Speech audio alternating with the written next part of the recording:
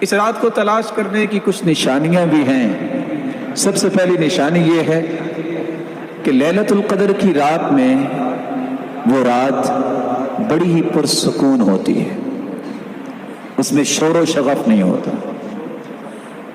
دوسری نشانی یہ ہے کہ وہ رات عام راتوں کے نسبت ٹھنڈی رات ہوتی ہے، لیکن اس میں کوئی آندھی یا اس طرح کی چیزیں نہیں ہوتی، بڑی پرسکون رات ہوتی ہے۔ تیسری نشانی اس رات میں روشنیاں ہوتی ہیں، لیکن آج کل کے ماحول میں اس کا اندازہ میں اور آپ نہیں کر سکتے۔ جہاں بلب اور اس طرح کی چیزیں ہیں، وہ جگہ جہاں کوئی بھی لائٹ کا بندوبست نہیں، اس کا نظارہ وہاں کیا جا سکتا ہے کہ فرشتوں کے نزول کی وجہ سے اللہ ذوالجلال نے زمین پہ کیسی روشنی کی ہے۔ اس کی چوتھی نشانی یہ ہے، نہ یہ رات سخت گرمی میں بھی اتنی گرم نہیں ہوتی اور نہ ہی ٹھنڈی ہوتی ہے، طلقہ، بڑی کھلی فضا، جیسے انسان جاتا ہے تو کس طرح محسوس کرتا ہے، اسی طرح اللہ تعالیٰ نے اس رات کو رکھا ہے۔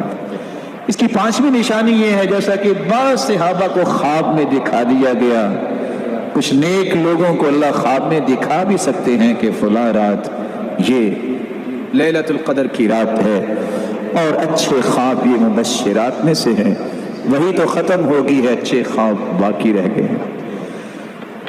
اور بعض علماء نے لکھا ہے کہ اس رات میں جو قیام کرتا ہے، جو لذت اس رات اسے محسوس ہوتی ہے، وہ دوسری راتوں میں محسوس نہیں ہوتی۔ لیلۃ القدر کی نشانیوں میں ایک نشانی یہ بھی ہے کہ جب اگلے دن سورج نکلتا ہے تو اس کی شعاعیں اتنی تیز نہیں ہوتی۔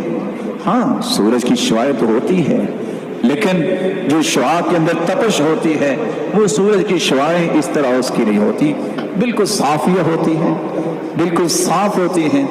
لیست کعادتها فی بقیۃ الایام، عام حالت میں اس طرح نہیں ہوتی۔ اس کی نشانیوں میں ایک نشانی یہ بھی ہے کہ سورج جب دوسرے دن نکلتا ہے، حمراء ضعیفہ، جوبن کے ساتھ سورج نہیں نکلتا، اس کی رنگت سرخ ہوتی ہے اور کمزور وہ جوبن ہوتا ہے۔ اس سے بھی پہچانا جا سکتا ہے کہ یہ رات لیلۃ القدر کی ہے جو اس سے پہلے گزر چکی ہے۔ اللہ ذوالجلال اس رات کی تلاش کی ہمیں توفیق عطا